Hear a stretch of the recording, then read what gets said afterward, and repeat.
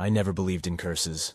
I never believed that evil could lurk just beneath the surface of an ordinary life. But when I think back to that cold November night in 1928, deep in the heart of York County, Pennsylvania, I realize that some things are far beyond our understanding. Some things are best left buried. The air was thick with frost when it all began. The Rehmeyer Hollow lay in an eerie stillness, surrounded by gnarled trees and overgrown fields. You could feel the history in that land, a history soaked in blood and whispered secrets.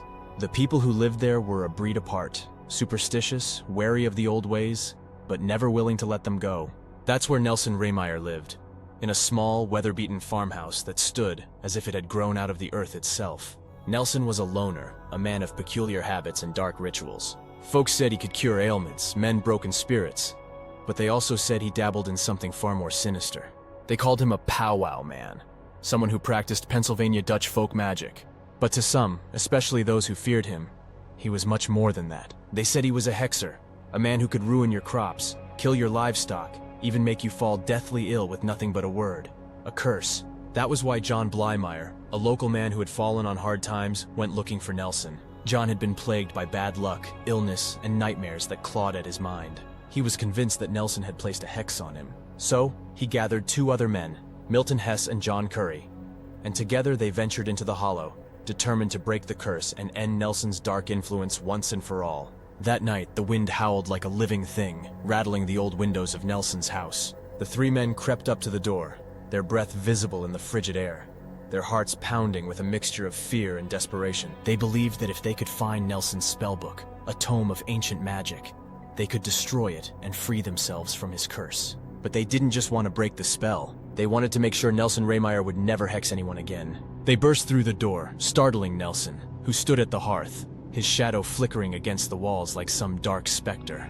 He didn't fight back as they bound him with rope, but his eyes were black pits of something that wasn't human. Something that knew far more than any man should know. John Blymeyer demanded the book, but Nelson only smiled, a slow, chilling grin that stretched across his weathered face. "It's too late," Nelson whispered. "You can't stop what's already been set in motion." The men panicked. They ransacked the house, tearing through drawers, overturning furniture, but there was no book to be found. Nelson's laughter echoed through the tiny room, low and raspy, until Blymeyer snapped. He grabbed a heavy piece of wood from the firewood stack and brought it down on Nelson's head with a sickening crunch. Nelson's body crumpled to the floor, his blood pooling beneath him, thick and dark like the soil of the hollow. But even in death, his eyes remained open, locked on the men who had killed him, as if he was watching them, waiting. The men set fire to the house, hoping to erase the evidence of their crime. As the flames roared, they fled into the night, thinking they had won. But they hadn't won. They had unleashed something far worse than any hex. In the days that followed, strange things began to happen. The hollow itself seemed to change. Shadows moved where there shouldn't have been any. Whispers carried on the wind that no one could understand. And then the death started. First it was Milton Hess, found dead in his bed, his face twisted in terror, his hands clawing at his throat as if he had been strangled by an invisible force. Then John Curry, who disappeared one night, only for his mutilated body to be discovered hanging from a tree, entrails dangling like a grotesque wind chime. And John Blymeyer. John was never the same. He wandered the streets, mumbling to himself, his eyes hollow, his skin pale as death. They say he was haunted by Nelson Rehmeyer's spirit, that every night he heard Nelson's voice whispering in his ear, reminding him that the curse was still alive. You see, it wasn't the book that held the power. Nelson Rehmeyer was the curse, and by killing him, they had only set it free. Now as I stand here at the edge of the hollow, I can feel it, that cold, creeping dread that burrows into your bones. The curse is still here. It never left. And I fear that one day it will come for me too. This is just the beginning. John Blymeyer barely slept for days after that night. The vision of Nelson Rehmeyer haunted him every time he closed his eyes, replaying in his mind like a sickening loop. He tried to rationalize it, tell himself it was just guilt manifesting as nightmares, but deep down, he knew better. The curse had taken root, and there was no escaping it. The air in York County grew colder, and with it, an unsettling stillness settled over the town. People spoke in hushed tones about the strange events happening in the hollow. Shadows moving where there shouldn't be any. Crops withering overnight. Animals found dead in fields with no explanation. No one wanted to say it out loud, but everyone was thinking the same thing. Nelson Rehmeyer's death had unleashed something dark, something that couldn't be stopped. John became a recluse, avoiding everyone, locking himself away in his house. But even that didn't help. The whispers followed him everywhere. growing louder each day, until they were no longer just whispers, but guttural growls echoing through the walls. One evening, John heard a familiar knock at the door. 3 sharp, deliberate knocks, just like that night in the hallway. He froze, dread curling in his stomach. He didn't want to answer, but the knocking persisted, louder, more insistent. Summoning what little courage he had left, John opened the door, half expecting to see Nelson's charred figure standing on his doorstep. But instead, it was a man from town, a familiar face, though John couldn't place his name in his panicked state. "John, you need to come with me," the man said, his voice urgent. "It's about Milton Hess." John felt the blood drain from his face. "What about him?" "He's dead, John. They found him, torn apart." John's heart pounded in his chest. He remembered how Milton had died, how they'd found him with his face twisted in terror. But now, hearing the details, the brutal violence of it, sent a fresh wave of fear crashing over him. "Torn apart by what?" The man shook his head, his face pale. "They don't know. No animal could have done that. Whatever it wasn't natural." John felt bile rise in his throat. He wanted to run, to get as far away from York County as possible, but he knew there was no escaping this. He was trapped, just like Milton had been, and he would be next. That night, John couldn't sleep. He sat by the window, staring out into the darkness, waiting for something, anything, to happen. The silence was unbearable.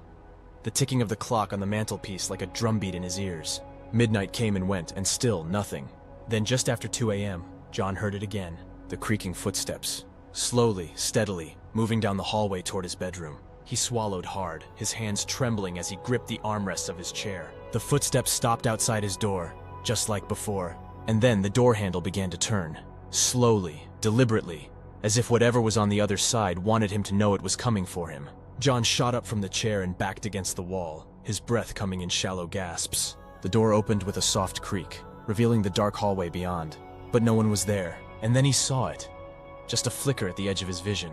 A figure standing at the far end of the hallway, barely visible in the shadows. It wasn't Nelson this time. It was something else, something far worse. The figure was tall and gaunt, its skin stretched tight over its bones, its eyes sunken and hollow. It didn't move, didn't speak, but its presence filled the room with a suffocating dread. John couldn't breathe, couldn't think. All he could do was stare as the figure slowly raised a bony hand and pointed directly at him. John bolted, running out of the house and into the freezing night air. He didn't stop running until he reached the edge of Rehmeyer's Hollow. The dark woods loomed before him, silent and menacing.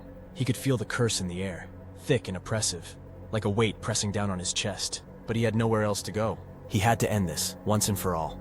With trembling hands, John pushed through the underbrush, making his way toward the ruins of Nelson Rehmeyer's farmhouse. The fire had gutted the building, leaving nothing but charred beams and ash. But the foundation was still there, and so was the cellar, the place where Nelson had kept his darkest secrets. John descended the crumbling steps, his heart racing. The cellar was cold, damp, and pitch black, the only light coming from the faint glow of the moon through the cracks in the ceiling. He felt his way through the darkness, his fingers brushing against the rough stone walls until he found it. A small hidden alcove at the far end of the room. Inside the alcove was a wooden box, old and weathered, but still intact. John's hands shook as he opened it, revealing a collection of strange arcane objects. Bundles of herbs, wax figurines, and a small leather-bound book. The spell book. John stared at it for a long moment, his mind racing. This was it. This was what Nelson had used to curse him. If he could destroy it, maybe, just maybe, he could break the curse. But as he reached for the book, something cold and wet brushed against his hand. He jerked back, his breath catching in his throat. Slowly he turned to see what it was. A face, pale, bloated, with eyes that glowed faintly in the darkness. It was Nelson Rehmeyer, or what was left of him, his decayed body crawling up from the dirt beneath the cellar. John screamed, scrambling back, but the cellar door slammed shut above him, trapping him in the darkness with the thing that had once been Nelson. The whispers grew louder, filling his mind, drowning out his thoughts. And then Nelson spoke, his voice a rasping hiss that echoed through the cellar. "You can't stop it, John. The curse is forever." The last thing John saw before the darkness swallowed him was Nelson's twisted grin, and the cold, empty void of those dead eyes, watching him as he was dragged into the earth. The curse wasn't just alive, it was hungry. John Blymeyer was never seen again, not in the way people expected at least. His disappearance became yet another whisper among the superstitious folks of York County, another tale to frighten children around the fire on cold, lonely nights. But those of us who know the real story, those of us who felt the Hollow's curse, we understand that it wasn't over, not by a long shot. Months passed, and the fear that had gripped the town slowly began to fade. People moved on, as they always do. And the story of Nelson Rehmeyer and the so-called hex murder started to drift into legend.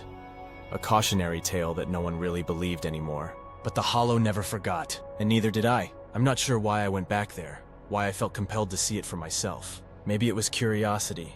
Maybe it was some darker force pulling me toward that cursed land. But one evening, as the sun began to dip below the horizon, I found myself standing at the edge of the Hollow, staring into the dark, tangled woods that had swallowed so many lives. The air was cold, unnaturally so for that time of year, and the wind whispered through the trees in a language I couldn't understand.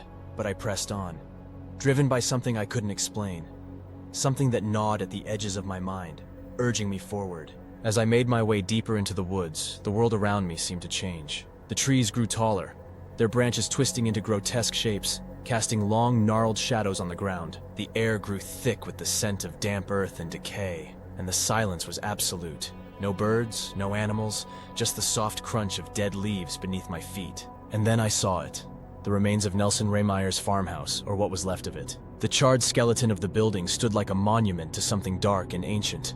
A place where the veil between our world and whatever lies beyond had worn dangerously thin. I hesitated at the edge of the clearing, my heart pounding in my chest.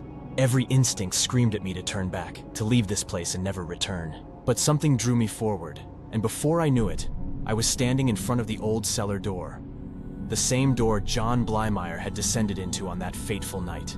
The door was ajar, creaking softly in the wind, as if it had been waiting for me. With a deep breath, I stepped inside. The cellar was just as John had described, cold, damp, and filled with the stench of rot. But there was something else too, a presence, something that watched me from the shadows, unseen but unmistakable. I made my way to the back of the cellar, my hands trembling as I reached for the wooden box that John had found. It was still there, untouched, as if waiting for someone like me. I opened it, revealing the strange objects within. The spellbook sat on top, its leather cover cracked and worn with age. I knew I shouldn't touch it, that I should leave it there and walk away. But I couldn't stop myself. My fingers brushed against the cover, and the world seemed to shift around me. The whispers began again, louder this time, filling the cellar with a cacophony of voices, all speaking at once, all telling me things I didn't want to hear. I tried to pull away, but my hand was stuck, as if the book had latched onto me, refusing to let go. And then I saw them. Figures in the darkness, barely visible, their faces twisted with pain and rage.